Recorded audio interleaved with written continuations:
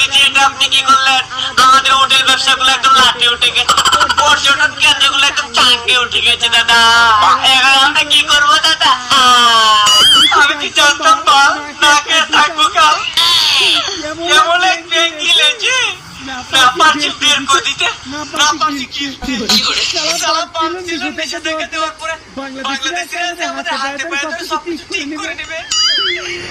সালা এখন তো উল্টা খেলা খেলে দিল রে। পর্যটন করতে মালয়েশিয়া যায়, সিঙ্গাপুর যায়, আমাদের এদিকে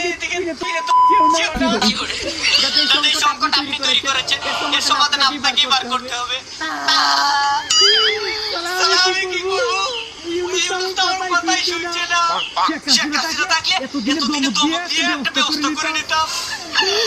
এখন আমি কি করি?